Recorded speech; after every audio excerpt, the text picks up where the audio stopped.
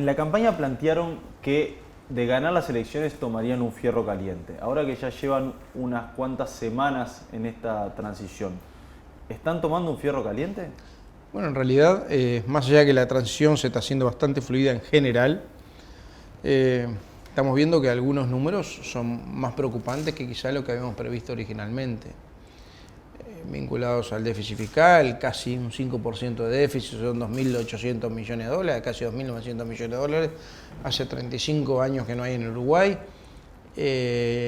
un desempleo de casi 9,5% de desempleo en Uruguay, son 183.000 personas sin trabajo y otras tanto con subempleo, una situación de inversión casi frenada en el país, una deuda externa pública con niveles altísimos vinculados al PBI históricos, deuda externa bruta en niveles históricos, con inflación por encima del rango meta, y la verdad que estamos viendo que la situación en que queda el Uruguay, por lo menos en materia económica y fiscal, y en el tema de empleo, son realmente situaciones preocupantes.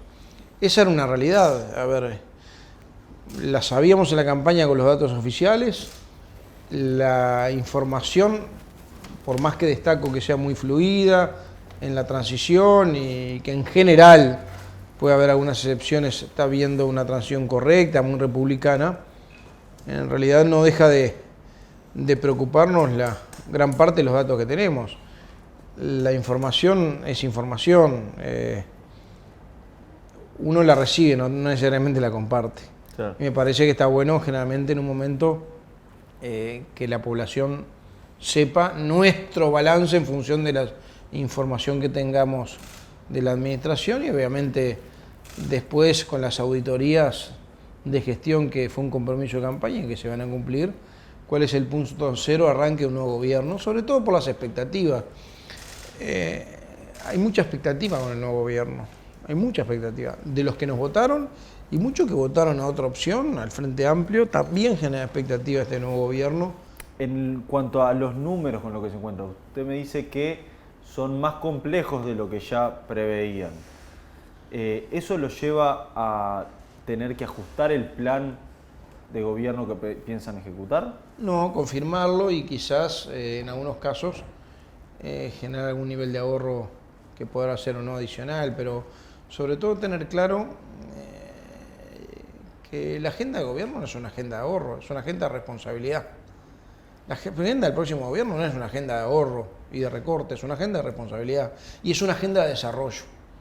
Responsabilidad vinculada con las cuentas públicas, para eso el ahorro es una de las variables, no la única, tiene que ver también con la mejora de gestión, tiene que ver con la compra del Estado, con la eficiencia de las empresas públicas, una cantidad de factores. Y obviamente el ahorro en aquellas cosas no esenciales del Estado. Pero acá la agenda es de responsabilidad y de desarrollo. Por eso nosotros estamos pensando... El tema es que para la responsabilidad y el ahorro van a necesitar ajustar, achicar, recortar, la palabra que se le quiera... Yo estoy hablando generar condiciones de eficiencia y en algunos casos de no reposición. Hablamos en los casos esenciales de no reposición de algunas vacantes, hablamos de ser más eficiente el gasto público, la compra del Estado, una cantidad de cosas que vemos en la medida que avanzamos en la transición, que se fue hipertrofiando el Estado de tal forma que en realidad quizás con menos presupuesto y obviamente con menos gente se pueden hacer con otra actitud las mismas cosas o muchas más de forma más eficiente, con más impacto y con más llegada. Y de esa ansiedad que observa en la ciudadanía y quizás en algunos actores políticos también, ¿cuándo se prevén que se empiecen a visualizar cambios positivos para el país?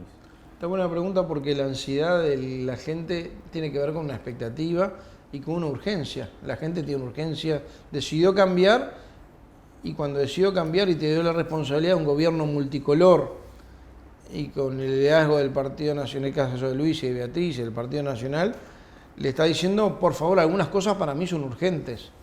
Y son urgentes que tomen medidas en ese sentido. Obviamente las medidas, el efecto de las medidas no son inmediatas. Nosotros estamos empezando a trabajar en un hecho que quizá tiene pocos precedentes, en un pregobierno, no solo en la designación de todo el armado de la estructura del gobierno, sino además en armado un proyecto de ley. Creo que es inédito un proyecto de ley de estas características como el de urgente consideración.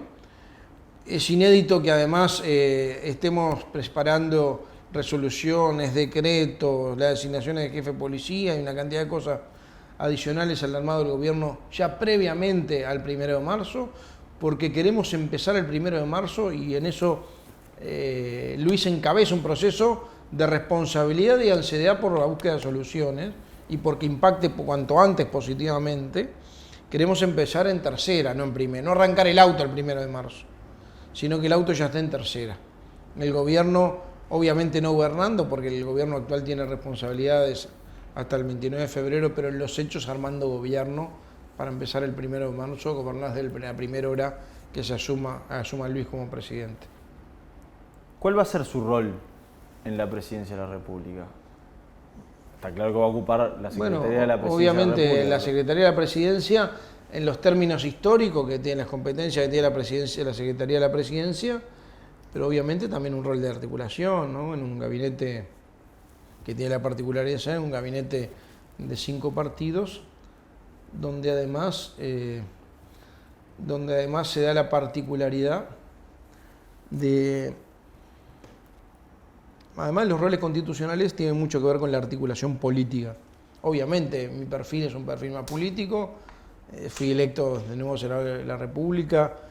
Fue una lista importante, la que tuvo más votos dentro del Partido Nacional. Eso, obviamente, tiene un perfil muy político del cargo que voy a ocupar.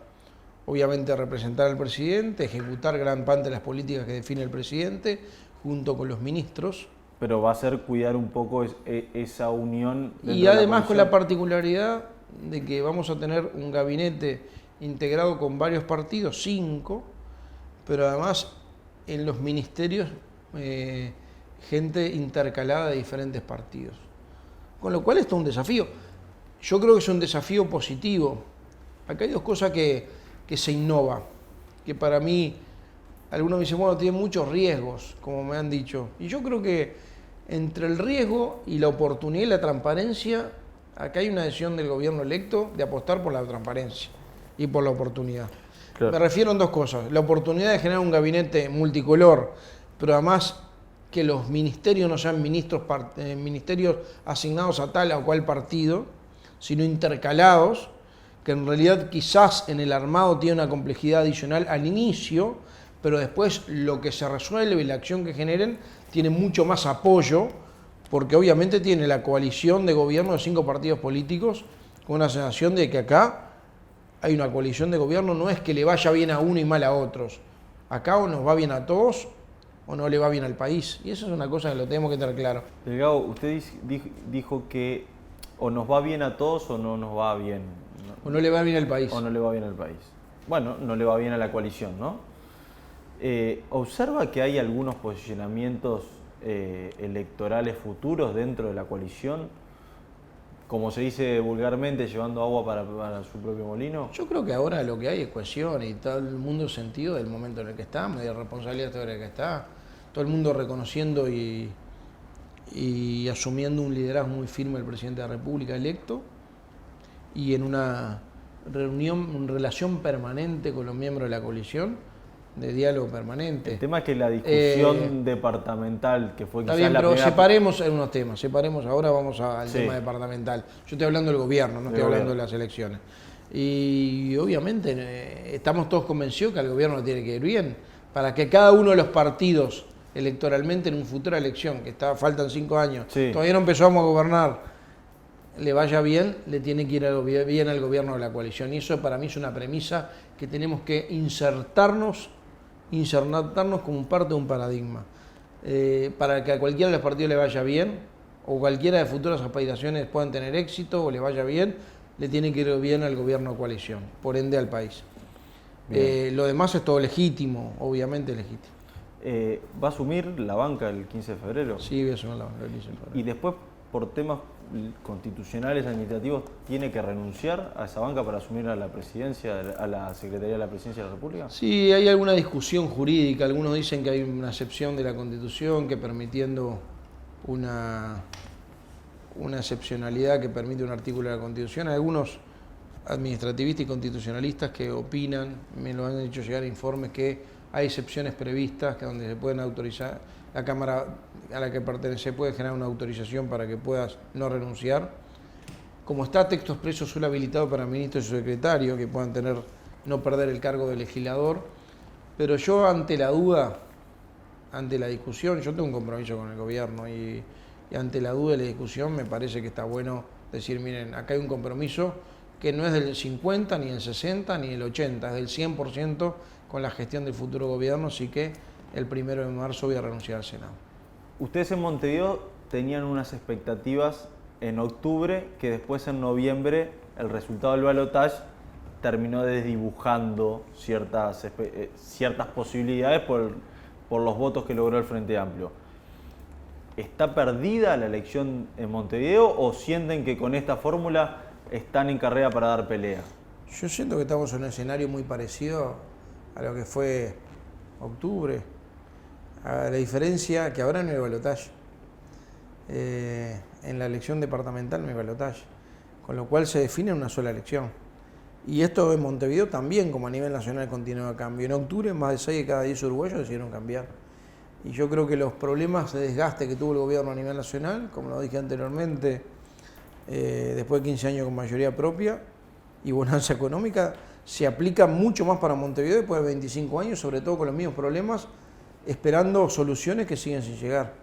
Yo creo que hay un desgaste de la gestión del Frente Amplio de Montevideo, que necesitamos un poco de aire fresco en Montevideo para que tenga una nueva oportunidad. Y yo creo que la coalición, sin tener quizás sea su principal objetivo hacer acuerdos electorales para las departamentales, bueno, Montevideo también estuvo a prueba una madurez, un sentido del momento histórico y se puso de acuerdo no solo en el instrumento, en la fórmula, sino también en el candidato y en el equipo. Bien. Después de 15 años el Frente vuelve a hacer oposición y ustedes le ofrecieron cargos. El Frente reclama que sean en las mismas condiciones que el gobierno de Vázquez le ofreció a la oposición. ¿Por qué no se llega a esa instancia y por qué se opta por lo que dijo el presidente electo de va a ser en proporción a los votos? Bueno, que en realidad nos tocó participar en la negociación de la anterior administración, de la administración que se va, cuando el Frente Amplio ofreció participar en algunas empresas públicas y en organismos de contralor. Claro, ahí estabas hablando con la oposición que quiso integrarla. Unidad Popular dijo que no lo iba a integrar, era el Partido Colorado, Partido Independiente y Partido Nacional principalmente, eran con los 3 partidos. Y fue proporcional a lo que esos partidos tuvieron en la elección de octubre.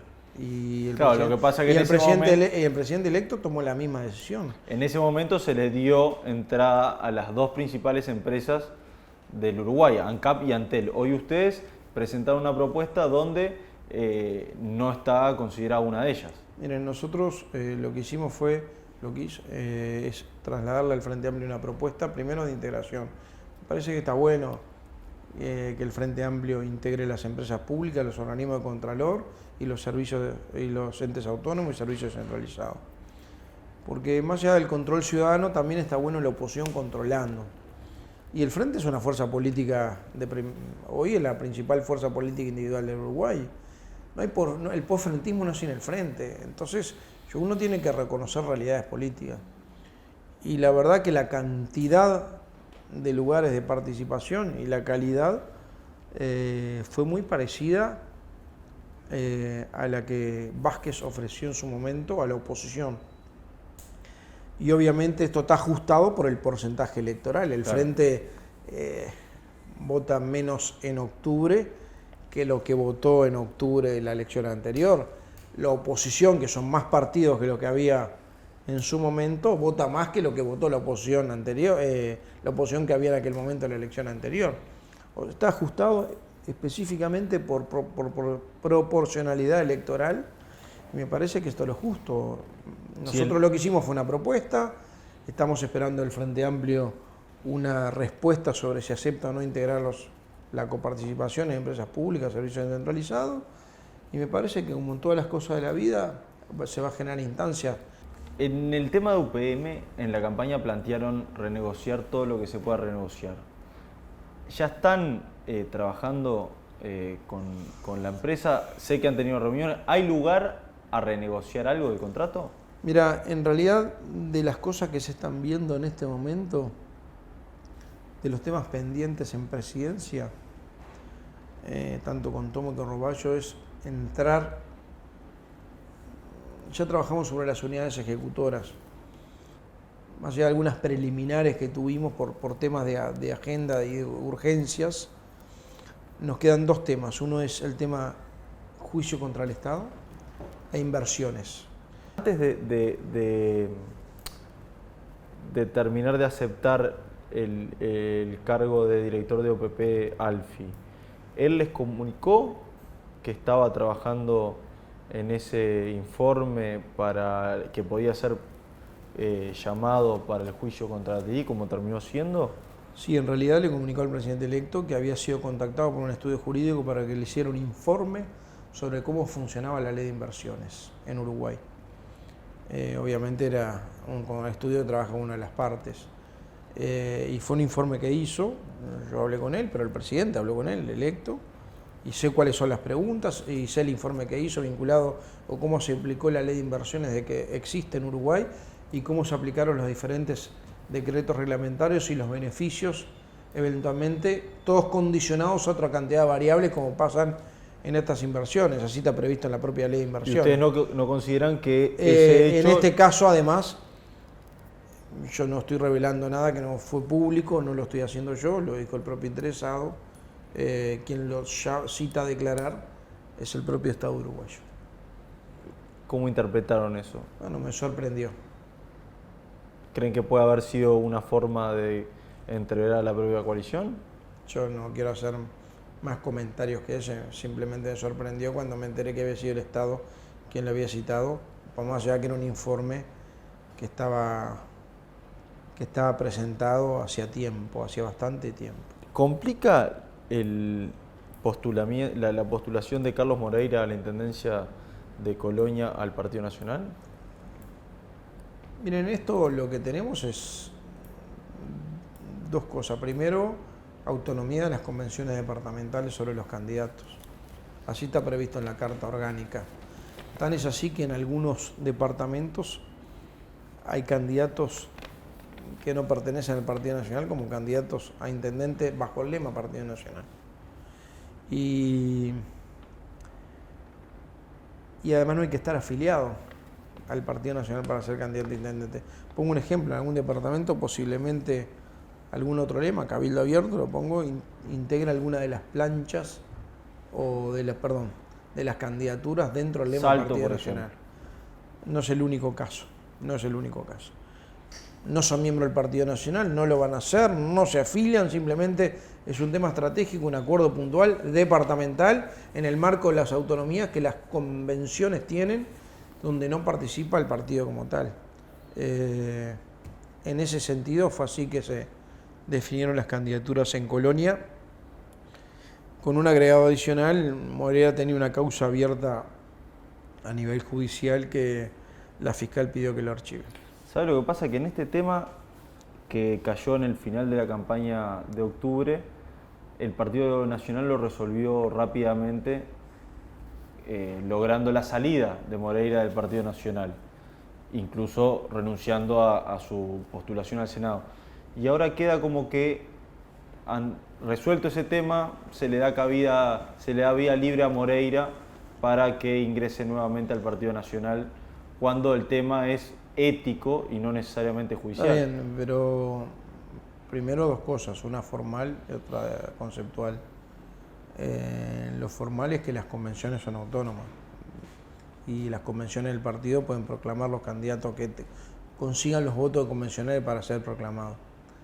Lo segundo, que Moreira no fue expulsado, renunció él al Partido Nacional. Y hasta donde yo sé, no ha pedido la reincorporación al lema. Usted, en el caso que llegue, no estaría de acuerdo en votarlo. No ha pedido reincorporación al lema. También es verdad que inmediatamente de la decisión de Moreira renunciar al Partido Nacional, en aquel momento no me acuerdo exactamente, pero fueron pocos semanas antes de la elección, o poco, no sé, una semana, 10 días antes de la elección. Poco tiempo después empezó a actuar la justicia, ¿no? Empezó a actuar la justicia y fueron a declarar muchos, se detectó audios adulterados y bueno, y estábamos esperando, porque me parece que también importa eso, ¿no? Y no es menor una decisión, en este caso de la justicia. Y la Fiscalía decide archivar el tema. Me parece que eso no es un dato menor. En el caso que él solicite el ingreso al Partido Nacional, ¿usted estaría de acuerdo en votárselo? Vamos a esperar que ocurran, las hechos ocurran. Yo sobre supuestos no hablo, no integro el directorio del partido, pero te podría decir esa respuesta que es formal. En los hechos yo tengo una opinión personal, pero tengo que tener la responsabilidad de esperar que los hechos sucedan. Hoy esta es la realidad, la convención lo proclamó, tiene derecho a proclamarlo y tiene una causa en la justicia que fue archivada. ¿Quién debería ser? Más allá de la opinión que cada uno tenga del tema, ¿no? ¿Y cuál es su opinión sobre el tema? Por eso. Pero creo que es un tema importante, porque fue clave en el cierre de la campaña. Sí, yo creo que en su momento el partido hizo lo que tenía que hacer y qué? yo lo compartí. Y ahora si viene un proceso de refiliación, en su momento se discutirá el directorio y seguramente, aunque no seamos miembros del directorio, pero seamos dirigentes del Partido Nacional, vamos a dar nuestra opinión. Hoy no está arriba de la mesa. ¿Quién debería ser el futuro presidente del directorio del Partido Nacional? Algo que está en discusión. Es que todavía no está en discusión. Vos sabés que Argimón presentó la renuncia, por eso digo. Sí, pero presentó la renuncia y se está evaluando la posibilidad, porque Argimón, además el 1 de marzo asume como vicepresidenta. Lo que se le dijo a Argimón es dejar a la renuncia stand-by, por lo menos hasta que asuma. Todo el mundo le reconoce a Argimón un rol de articuladora muy importante en la interna del partido, que le dio un empuje importante para tener el cargo ostentado y para ser candidata a vicepresidenta y para haber sido elegida vicepresidenta de la República. Yo creo que va a haber un interinato, seguramente, de alguien que una vez que Beatriz formalice la renuncia y se la acepte, porque hasta ahora en realidad la formalizó, pero el directorio les pidió que estuviera stand-by. Entre otras cosas, había receso del directorio en enero, empieza a funcionar ahora en estos días. Seguramente Beatriz, para no mezclar su actividad institucional con la partidaria, tome una decisión en ese sentido, habrá que ver con ella, y habrá que nombrar a alguna persona interina hasta llamar a la Convención Nacional para elegir el nuevo directorio. Usted es el líder del sector más votado dentro del Partido Nacional. ¿Cree que su sector debería comandar ese directorio? Yo creo que tenemos que generar un directorio que tenga peso político. Porque además tiene la obligación de controlar, entre otras cosas, al partido, al gobierno. ¿Cuál es el riesgo que tenemos? Que generalmente, cuando los partidos asumen el gobierno, muchas veces el gobierno vacía el partido. Y yo creo que tenemos una oportunidad de darle un cambio histórico a ese perfil, que es no solo un gobierno, que en este caso los toca encabezar, pero que no es único del Partido Nacional, que lo encabeza Luis, con un partido muy vigente y aprovechando ese momento que se retroalimente con el gobierno, lo controle y lo sostenga y lo defienda y lo critique cuando haya que criticarlo, en algunos aspectos, en los procedimientos que establezcamos. Con lo cual, lo que no, a mi juicio, debería pasar es generar un directorio simplemente simbólico para cumplir con las formas. Me gustaría un directorio que tuviera peso político y vida partidaria.